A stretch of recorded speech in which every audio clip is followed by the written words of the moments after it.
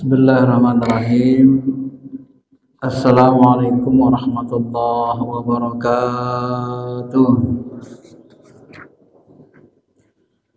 Alhamdulillah hamdan na'imin. Ashhadu an la ilaha illallah rabbuna rabbul alamin. Wa ashhadu anna Muhammadar Rasulullah sayyiduna sayyidul mursalin. Allahumma salli ala habibina syafi'ina wa maulana Muhammadin wa ala alihi wa sahbihi ajma'in, amma ba'd. Masyarul muslimin, sebelum kita mulai mari kita baca Fatihah. Mudah-mudahan diberikan kita kepahaman terhadap al-hikam ini dan mudah-mudahan kita diberikan hikmah yang banyak, dituntun di jalan Allah terus-menerus sampai kepada akhir hayat kita. Al-Fatihah. A'udzubillahi minasyaitonir rajim. Bismillahirrahmanirrahim.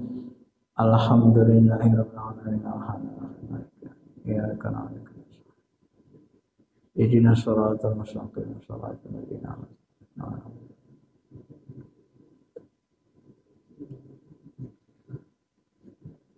Masyarul muslimin, bapak-bapak yang dirahmati Allah. Kita lanjutkan al-hikam bagian yang kelima.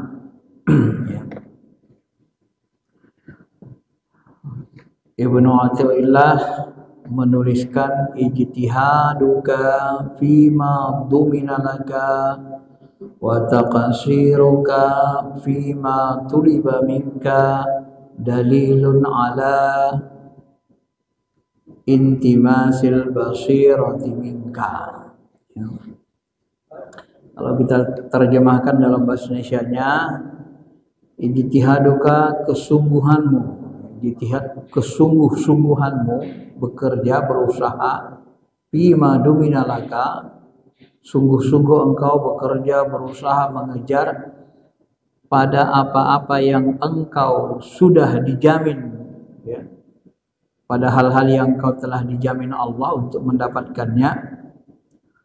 Kemudian wa taqsiruka, dan malasnya engkau menyedikitkan, ya, malas ngapain? Bima tuliba, melaksanakan yang dituntut, melaksanakan kewajiban kepada Allah, melaksanakan perintah. Dalilun, ini pertanda bahwa sesungguhnya intimasil basirah, tanda butanya mata hatimu. Jadi kalau orang dia kerjanya sungguh-sungguh mencari yang sudah dijamin, yang sudah dijamin itu apa? Yang sudah dijamin itu salah satunya seperti dikatakan Allah, wa ka'ayyin min dabbatin la tahmilu rizquha. Ya, berapa banyak binatang melata di muka bumi yang tak mampu mengurus rezekinya. Allah lah yang memberikan rezeki kepada mereka. Wa iyyakum wa huwas samiul alim, dan kepada kalian juga Allah juga yang beri rezeki dan Dia Maha mendengar lagi Maha mengetahui. Jadi kalau masalah rezeki kita ini, Bapak Ibu yang dirahmati Allah, sebenarnya berdasarkan Al-Qur'an, berdasarkan pengalaman hidup kita, rezeki kita ini sudah dijamin oleh Allah. Terutama kebutuhan-kebutuhan pokok. Ya, sampai-sampai Jibril pun pernah membisikkan ke telinga Nabi, nafasa rawa'i, dibisikkan Jibril, ya, kepada Nabi sallallahu alaihi wasallam, ke lubuk hati Nabi. Apa yang dibisikkan Jibril? Ya Muhammad, innan nafsa lan tamut hatta tastakmila rizqah. Ingatlah Muhammad, setiap manusia tidak akan mati sampai disempurnakan dia menerima rezekinya. Jadi kalau sudah sempurna rezeki kita diberikan kepada kita, barulah kita mengalami kematian. Kalau belum disempurnakan Allah sesuai perjanjian di alam kandungan, maka kita tidak akan mati. Ada terus nanti rezeki kita, gitu ya. Maka kalau kita terlalu bersusah payah untuk mencari yang sudah dijamin Allah, kebutuhan-kebutuhan pokok kita, sementara kita lalai dengan kewajiban, lagi sholat malas, tuh sholatnya ketinggalan. Ini pertanda bahwa mata hati kita itu sedang buta, gitu ya. Sedang tidak mengenal Allah, sedang tidak dalam kondisi sehat, gitu ya. Masyarul muslimin, Bapak Ibu yang dirahmati Allah Subhanahu wa taala. Apalagi hakikat hidup kita ini, tujuan kita adalah diciptakan Allah untuk beribadah. Wa ma khalaqtul jinna wal ins illa liya'budun. Maka segala apapun yang kita lakukan sejatinya menjadi ibadah. Jadi kalau kita mencari rezeki, kita niatkan untuk ibadah. Tapi jangan gara-gara mencari rezeki ibadah, lalu kita tinggalkan ibadah pokok. Sholat Pak, apa ya sholat? Nanti ajalah itu. Ini juga ibadahnya nih kan. Anda boleh. Kenapa? Karena ibadah pokok itu, sholat itu termasuk ibadah pokok. Jadi kalau bahasa lainnya, thalabul ilmu faridatun ba'dal faridah. Menuntut ilmu itu fardu sesudah melaksanakan fardu yang lainnya. Ini salah satu hikmahnya. Menuntut ilmu pun ibadah, tapi kapan? Sesudah kita melaksanakan ibadah fardu yang lain. Ya. Ibadah pokok termasuk sholat. Mencari rezeki pun gitu. Mencari nafkah pun begitu ibadah. Barang siapa yang keluar mencari nafkah, niat karena mencari nafkah karena Allah Ta'ala memenuhi kebutuhan keluarganya, maka dia kafi sabilillah, maka dia sedang berjihad di jalan Allah Subhanahu wa taala. Dan susah payah yang kita peroleh dalam kerja mencari nafkah halal, apabila kita merasakan capeknya di malam hari, capek kita itu dijadikan alat Allah untuk menghapuskan dosa-dosa yang kita lakukan. Ya. Maka dari itulah kita tidak boleh melalaikan sholat, perintah-perintah Allah Subhanahu wa taala.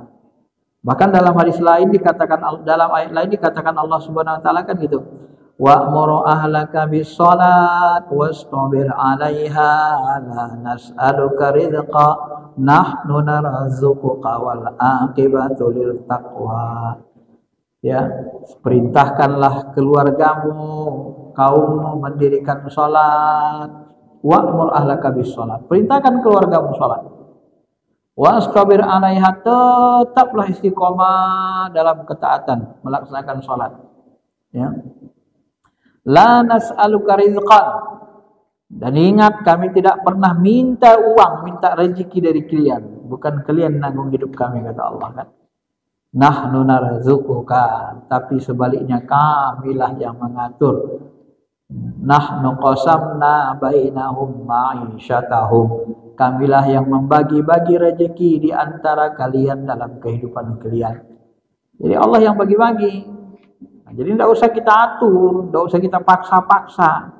Ya, yang penting kita kerja saja, kerja keras, niatkan Allah, selesai. Tidak usah kita buat harus begini, harus begitu, harus begono, harus begini. Lelah kita untuk dunia ini. Maka yang sebelumnya itu kan disebut arih nafsaka, istirahatkanlah jiwamu. Ya, disuruh diistirahkan. Minat tadbir, mau ngatur-ngatur kehidupan, kebutuhan duniamu.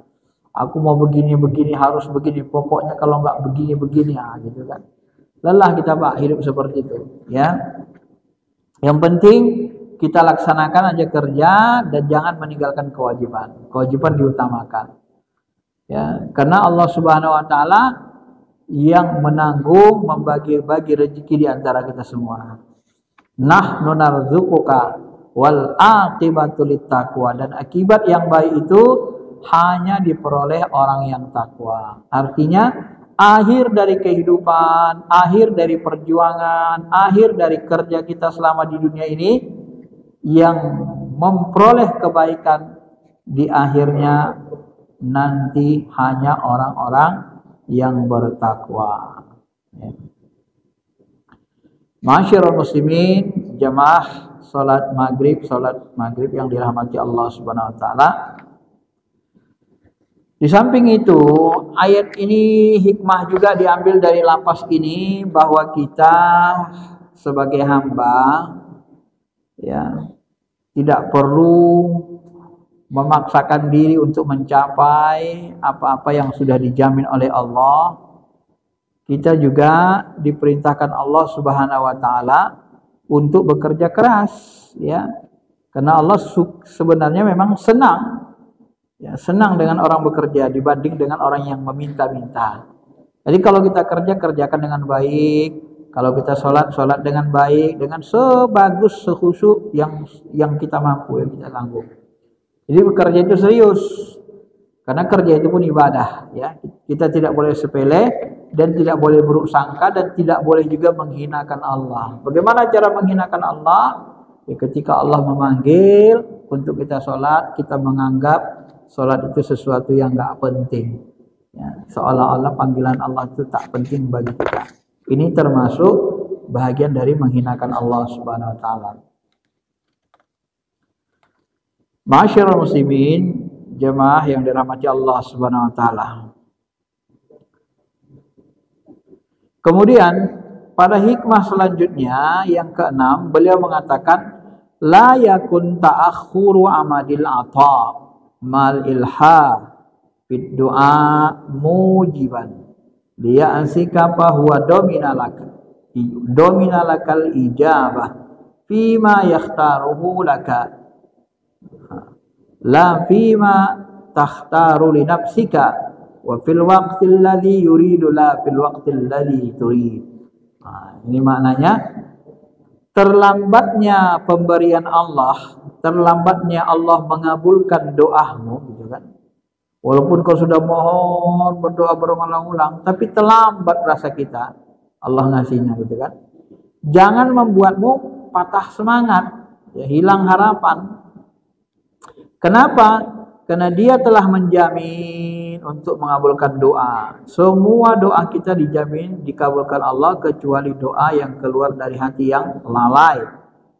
Nah, semua doa kita dijamin Allah untuk dikabul, tetapi pada waktu yang Allah pilihkan yang tepat menurut ilmunya untukmu, bukan menurut keinginanmu, ya, juga menurut sesuai dengan waktu yang Allah inginkan, bukan sesuai dengan waktu yang kau inginkan, gitu kan. Kenapa Allah yang menentukan waktu yang diinginkan Allah? Ya, karena memang Allah Subhanahu wa taala itu bagi orang beriman, ya, Dia sangat menyayangi orang beriman, gitu. Innallaha la yahmi 'abdahul mu'min kama tuhmal marid. Sesungguhnya Allah Subhanahu wa taala itu menjaga orang beriman sebagaimana kalian menjaga orang yang sakit dari pantangannya. Maksudnya apa? Saking sayangnya Allah kepada kita, jadi kalau Dia memberi sering dilihatnya kondisi hati kita, kondisi keadaan kita. Ini kalau diberi nanti, kalau ini diberi nanti takutnya makin durhaka ini. Tidak usah sekarang dulu diberi. Ya. Nah, begitu dia Pak. Ini mirip sama kita memelihara, menjaga orang sakit di rumah sakit. Misalnya, ini mohon maaf, orang tua kita stroke, masuk rumah sakit. Besok dia sudah bisa ngomong misalnya kan. Masih stroke, masih rumah sakit. Lalu dia ngomong, aduh nak, belikanlah bapak dulu apa daging rendang sama daging kambing. Pingin kali makan daging rendang sama kambing malam nih katanya. Kira-kira bapak kasih nggak? Hah? Lagi stroke, masuk rumah sakit, berobat, minta makan daging kambing sama rendang. Bapak beliin nggak? Beliin nggak Pak? Hah? Ya. Kalau kita beliin kan buat dia cepat mati kan, begitu bahasa syariatnya. Malah buat dia makin sakit. Artinya kenapa kita tidak berikan waktu itu kepada dia, permintaan dia? Ya karena untuk menjaga dia. Maka disebut Nabi itu innallaha la yahmi abdahul mu'min. Allah tuh menjaga orang beriman. Sebab kalau diberi waktu itu ini bahaya nanti. Kalau kebanyakan berinya nanti bahaya. Kalau waktu ini diberi bahaya. Itu mirip juga dengan kita punya anak. Anak kita masih SD kelas 5. Ya, beliin mobil kenapa? Karena biar enak naik mobil daripada naik kereta katanya. Coba lah. Masih SD udah pengen naik mobil di sekolah, Pak. Ada kelas 2 SMP, dia mau naik mobil. Belum lagi cukup umurnya, masih 10 tahun, 12 tahun. Kira-kira Bapak kasih nggak mobil? Hah? Nah, apalagi orang tua lemah jantung kan, takut aja tabrakan anaknya, kan gitu kan? Nah, ini kalau dibawa, gawat ini nanti. Bukan karena misalnya kita punya uang banyak misalnya. Ya bukan karena kita nggak mau ngasih, bukan karena kita nggak punya uang, tapi memang kita takut dia tabrakan, belum waktunya. Nah, kapan waktunya kita berikan? Tunggu kita lihat dulu dia matang. Kalau udah kuliah dia semester 3, semester 5, udah bisa lah, udah dewasa, nggak apa-apa. Ya. Tapi kalau baru SMP, SD minta mobil, kita pun stres. Maksa-maksa lagi, stres juga kita kan. Seandainya begitu. Ya. Ini perumpamaan-perumpamaan dalam kehidupan kita. Maka hikmah ini, kalau kita urai, berdasarkan hadis, pengalaman hidup kita, begitulah maksudnya. Jadi kalau terlambat nanti pemberian Allah itu, aduh, kok nggak dari kemarin? Kemarinnya aku pingin. Kalau sekarang kan nggak pingin sama rendang. Kemarinnya aku pingin naik mobil, kalau sekarang kan nggak pingin, udah naik motor aja lah katanya kan. Sekarang udah nggak pingin katanya. Padahal udah kuliah dia kan, udah naik motor aja lah katanya. Diberi Allah kalau dia mobil, gitu kan. Padahal sebenarnya waktu pemberian Allah itu yang terbaik. Maka kita tidak boleh berburuk sangka, tak boleh juga menolak, menghina kan. Cumananya Allah ini. Kemarin awak pingin nggak mau dia kasih sini, tak pingin nak dikasihnya. Kan kadang begitu Pak hidup kita kan. Pas tak pingin kita, datang dia, dikasih Allah Ta'ala. Terima aja, syukurin saja. Ya, kenapa? Karena Allah Subhanahu Wa Ta'ala juga dia yang memilihkan waktu yang pas. Ya, waktu kita tak berhawa nafsu, didatangkan Allah yang kita pinginkan itu. Supaya apa? Supaya kita menggunakan rahmatnya itu tidak dengan hawa nafsu. Bebas kita kan. Supaya kita menggunakan pemberian Allah dengan hikmah, dengan baik untuk mentaatinya gitu ya. Tapi waktu menggebu-gebu, ya, maka nanti kita akan terjun bebas. Itulah yang dikatakan sebagian mursyid kita. Ya, kalau bahasan saya, Pak Besal, untuk urusan dunia jangan menggebu-gebu. Kenapa? Karena kalau urusan dunia kita menggebu-gebu, nanti ujung-ujungnya hawa nafsu. Ya kan? Kalau hawa nafsu yang bermain, namanya hawa nafsu, masuklah setan. Untuk urusan dunia tenang saja. Tenang, pelan, jangan buru-buru, jangan tergesa-gesa. Karena tergesa-gesa, berhawa nafsu, terburu-buru, itu dicampuri sama setan. Itu tidak benar, tidak baik. Ya. Itu nasihat dari sebahagian mursyid kita. Dan ini pernah saya sampaikan juga. Pernah saya sampaikan kepada salah seorang teman saya. Dia menjabat dia kan. Tapi saya tak sebutkan jabatannya, saya tak sebutkan. Tapi memang begitu. Saya sudah sampaikan itu. Saya manggil abang sama dia, Bang. Untuk urusan dunia, tak boleh kita terlalu bernafsu, tak boleh menggebu-gebu. Itulah nasihat mursyid kan, tak boleh. Wah, dia menggebu-gebu terus, enggak bisa. Kita harus bisa menguasai ekonomi, kita harus mengalahkan Cina, kita harus macam-macam lah dia katakan kan, alasan dia. Jadi dipaksa terus. Ya namanya kita bantu teman, ya kita pun usaha sambil tenang, nggak berhasil. Bagaimana kita pun nggak berhasil. Ya. Kenapa? Ya mungkin belum waktunya, belum tepat, belum cocok. Akhirnya gagal. Dan akhirnya pun dia gagal total melaksanakannya. Keinginan itu gagal. Uang sudah habis, gagal semua rencana. Itulah yang dinasihatkan guru kita, mursyid-mursyid kita. Maka dalam hal urusan dunia ini, Pak, orang beriman ini jangan menggebu-gebu, jangan terlalu bernafsu. Karena segala sesuatu yang kita lakukan dengan hawa nafsu itu nanti hasilnya tidak baik. Ya. Maka yang apalagi urusan dunia kita ini kan, kalau bisa memang karena Allah lah kita lakukan, kita laksanakan karena Allah, sehingga nanti apa yang dihasilkan, yang kita hasilkan itu menjadi sesuatu yang baik ya.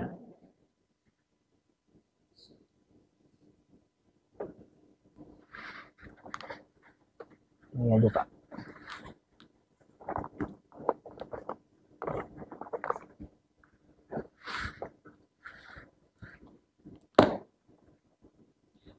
Masyiral muslimin, Bapak Ibu yang dirahmati Allah Subhanahu wa taala.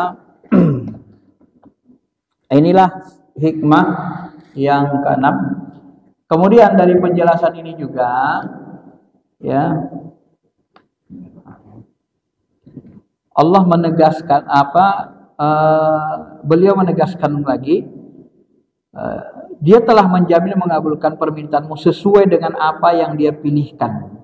Jadi kalau dipilihkannya waktunya, anggap saja itu yang terbaik. Nah, disinilah kita nanti diuji, apakah kita senantiasa baik sangka ke Allah, atau kita memang berburuk sangka. Ini ujian kehambaan. Dan kita harus baik sangka, maka kita dapat pahala baik sangka. Maka bagi orang beriman ini nanti kalau mampu menjalani hidup seperti ini, semuanya jadi ibadah. Datang rezeki, aduh ternyata sekarang udah nggak pingin, baru dikasih sama Allah. Ya udah baik sangka, alhamdulillah. Ya udah mungkin ini waktu yang terbaik, itu aja. Nah, inilah waktu yang terbaik. Waktu kita nggak bernafsu. Waktu kita bernafsu dulu, itu takutnya dibahaya kan. Nah, sama dengan orang, misalnya dia pingin kaya, waktu muda, umurnya masih 30-35 tahun, pingin kaya raya. Allah nggak kasih. Sebab kalau kaya raya dan dia, ya bisa jadi dia mungkin ke narkoba, mungkin main perempuan ke sana kemari, mabuk-mabukan. Nah udah umur 60 tahun dia udah lelah, lemes, 55-60 dikasih Allah dia kaya. Nah pas itu waktu cocoknya. Begitu kan? Karena waktu di umur 35-40 tahun dia sangat bernafsu. Nah kalau sangat bernafsu dengan kekayaan itu dikhawatirkan, ditakutkan. Ya, sesuatu yang menafsu bercampur dengan hawa nafsu itu bisa mengkhawatirkan, seperti yang kita jelaskan tadi. Maka di dalam ayat Al-Qur'an yang lain disebut asa an tuhibbu syai'a fahuwa syarrul lakum wa asa an tukrahu syai'a fahuwa khairul lakum. Boleh jadi sesuatu itu baik menurut kalian, tetapi sebenarnya dia buruk ya. Tidak bagus bagi kalian. Dan boleh jadi sesuatu itu buruk, tetapi sebenarnya dia baik. Nah, sebagaimana, walaupun sebenarnya ayat ini berkaitan dengan perang, dengan jihad. Sebagian sahabat itu takut dengan jihad, gak suka, ya kan? Maka turun ayat ini. Asa an tuhibbu syai'a wa huwa syarrul lakum, wa asa an takrahu syai'a wa huwa khairul lakum. Boleh jadi sesuatu itu buruk, sebenarnya dia baik bagi dirimu, dan boleh jadi sesuatu baik menurutmu tapi sebenarnya buruk dalam pandangan Allah. Nah, Allah itu lebih tahu apa yang terbaik buat diri kita. Ya serahkanlah, maka nanti kita dapat pahala baik sangka, dapat pahala tawakal. Tawakal itu apa? Ya kita menyerahkan diri kepada Allah. Atau kita mengimani, mempercayakan hidup kita, rezeki kita kepada Allah Subhanahu wa taala gitu. Kita percayakan diri kita. Nah, itulah makna iman itu kan, percaya kita sama Allah. Kita percayakan, ya Allah, mungkin inilah yang terbaik, waktu inilah yang terbaik kau berikan ini. Alhamdulillah ya Allah. Pandang dia dan jangan menghinakan Allah Subhanahu wa taala. Wa rabbuka yakhluqu ma yasha wa yakhtaru ma kana lahumul khiyar. Ini tegaskan Allah dari dalam Quran. Dan Tuhanmu lah yang menciptakan apa saja yang Dia kehendaki, wa yakhtaru, dan dialah memilihnya. Sekali-kali tidak ada hak bagi kamu untuk memilih. Nah, ini lebih tegas Allah mengatakan kan. Dan Allah Subhanahu wa taala itu selalu memilihkan kepada kita yang terbaik menurut ilmunya, bukan menurut ilmu kita. Ya. Kemudian beliau lagi mengatakan la yushakkakannaka fil wa'di adam wuqu'il maw'ud wa in ta'ayyana zamanuhu li alla yakuna dzalika qad qadham fi basiratika waqtimada di nuris sariratika. Yang maknanya tidak terlaksananya sesuatu yang dijanjikan Allah, jangan sampai membuatmu ragu terhadap janji Allah itu. Ini agar tidak mengaburkan basirahmu, tidak mengaburkan pandangan batinmu, dan memadamkan cahaya nurmu. Jadi ada sesuatu juga nanti yang dijanjikan Allah, ya, kalau tidak terlaksana dia, jangan sampai membuat kita ragu, berarti Allah ini bohong, merubah janji. Jangan sampai. Kenapa? Kalau kita nanti mengatakan begitu, bersangka begitu, maka pandangan batin kita, basirah kita, dan nur cahaya di hati kita akan redup. Tapi cukup kita yakini, pasti ada sesuatu hikmah yang Allah inginkan dari semua itu. Pasti.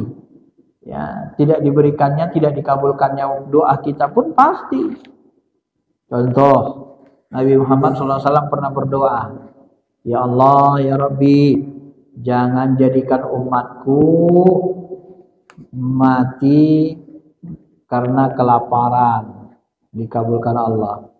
Lalu Allah katakan lagi, Nabi katakan lagi berdoa, ya Allah, ya Rabbi, jangan kau jadikan umatku berbeda pendapat.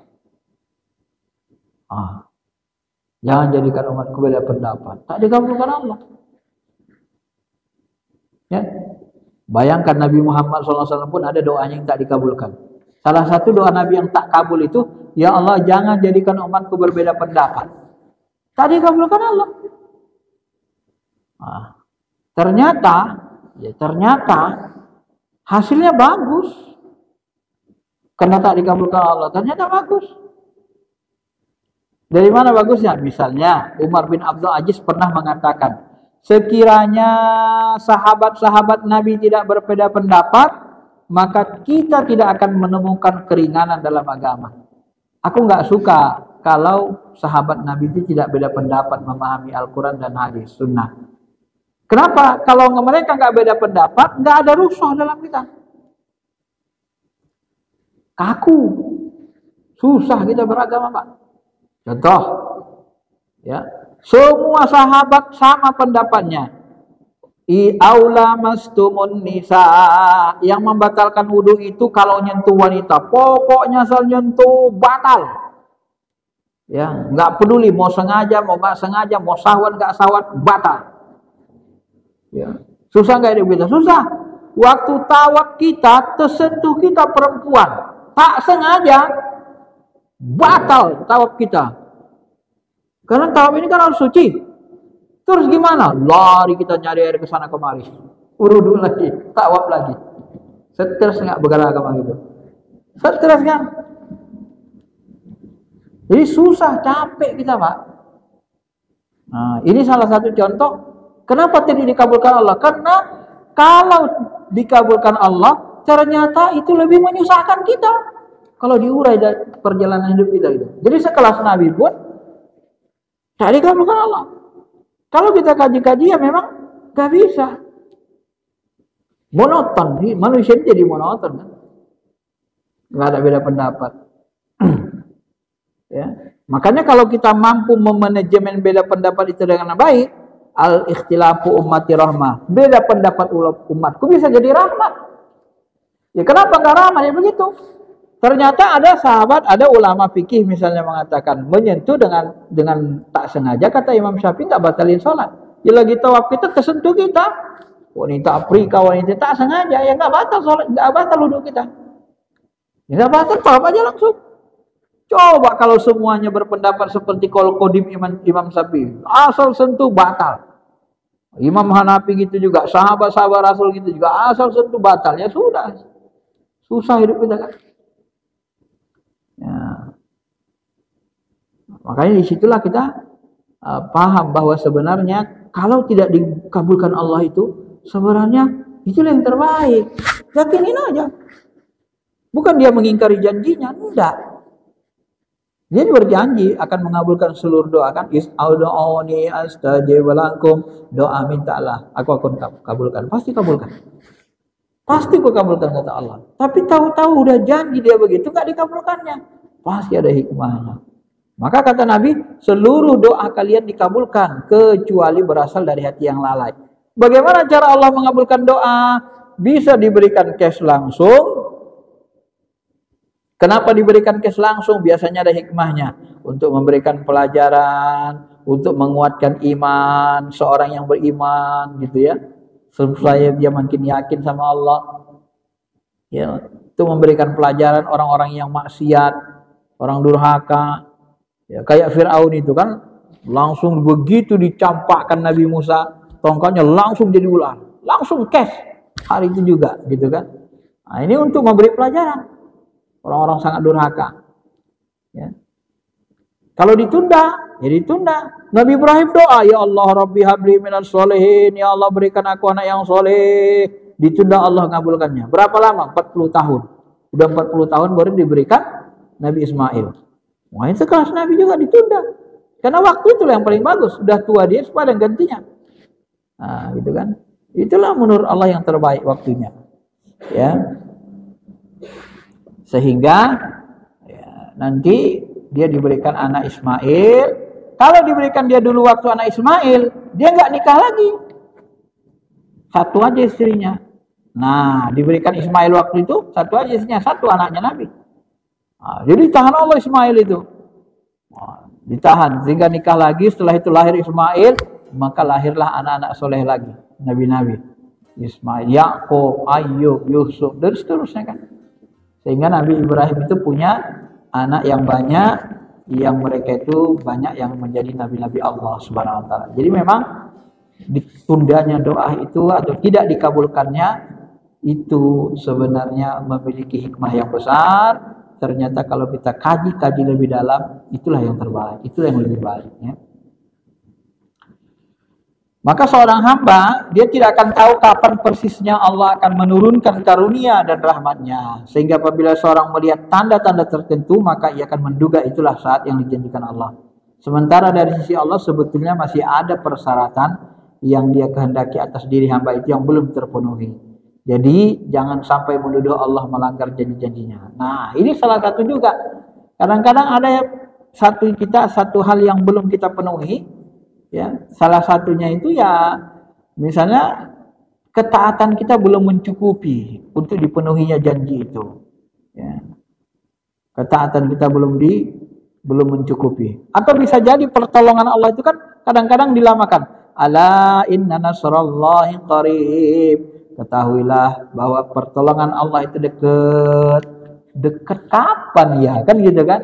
Kadang-kadang kan orang bertanya gitu, sahabat juga bertanya gitu. Kata Allah dekat. Tapi kapan ya? Nah, ternyata nanti pertolongan itu di yaumil fath, di akhir-akhir baru terlihat ya.